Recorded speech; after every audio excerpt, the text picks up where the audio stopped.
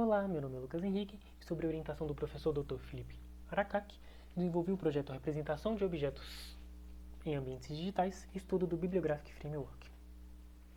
Ao longo do histórico da catalogação, foi observado o uso frequente de tecnologias para auxiliar na descrição e representação de recursos bibliográficos.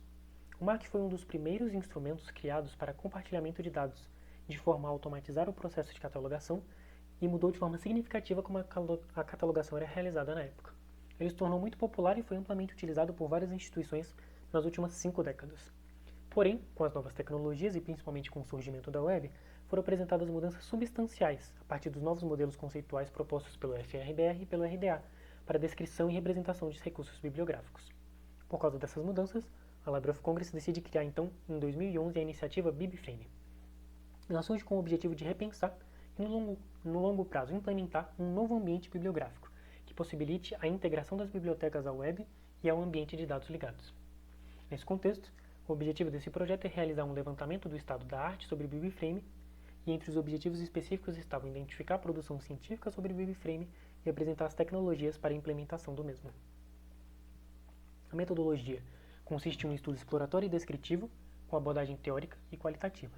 Realizou-se uma revisão de literatura nas principais bases de dados nacionais e internacionais, como na Prapse, a Web of Science, a BDTD, entre outras, e utilizou-se as palavras-chave Bibliographic Framework e BibFrame. Inicialmente encontrou-se poucos trabalhos em língua portuguesa, o que evidenciou a necessidade de aprofundamento nesse tema. O BibFrame foi publicado inicialmente em 2012 e sofreu uma reformulação em 2016, passando a ser denominado BibFrame 2.0, que é o foco deste trabalho. O BibFrame ele é dividido em duas partes, o modelo e o vocabulário, sendo que a primeira parte, o modelo, possui 3 principais níveis de abstração, que são chamados de classes.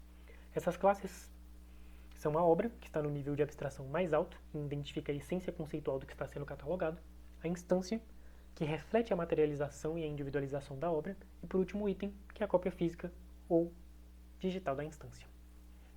Além disso, a segunda parte, que é o vocabulário BibFrame, conta com centenas de outras classes e propriedades, que se relacionam com as classes principais e também entre si, a fim de extrair sentido semântico do que está sendo catalogado. Tanto o vocabulário quanto o modelo BibFrame podem ser encontrados no site da Library of Congress. Então nós temos aqui um modelo para exemplificar a estrutura do BibFrame. Nós vemos que ele segue as diretrizes do FRBR e as 3 principais classes, a obra, a instância e o item, possuem algumas relações. Então esta obra, por exemplo, ela possui relação com um agente, responsável pela concepção, e com o assunto do qual ela trata. Ela está individualizada aqui por uma instância, que vai possuir um formato, seja ele digital ou não, e com uma editora, por exemplo, que a publicou. Cada uma dessas entidades, desses atributos, desses relacionamentos aqui, passam a ser identificados como um recurso da web, no Bibliographic Framework. Como que isso funciona? Para entender isso, a gente tem que entender que o objetivo do Bibliographic Framework era diferenciar claramente entre o conteúdo conceitual e as manifestações físicas, concentrar na identificação inequívoca das entidades de informação e alavancar e expor essas relações entre as entidades. Para conseguir alcançar esse objetivo, foram utilizadas duas principais tecnologias, que é a estrutura, que é baseada numa modelagem de RDF, e consegue definir os relacionamentos e os atributos para representar os metadados dos recursos informacionais. Segundo Miller, essa estrutura possibilita então a expressão inequívoca da semântica. E dessa forma é possível a codificação, a troca, o processamento por máquina desses metadados sem perder conteúdo no caminho, nessas trocas.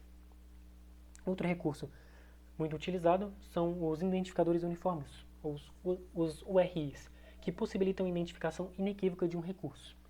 Então os conceitos eles ficam amarrados em um único significado que qualquer pessoa pode encontrar na web.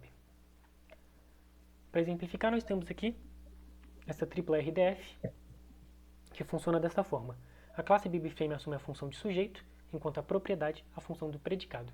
E como resultado nós temos um valor, que será o objeto. No nosso exemplo, a classe é a instância, a propriedade é a BF Title e nós temos aqui como objeto Dom Casmurro. É isso, muito obrigado pessoal. Se tiverem alguma dúvida, podem entrar em contato.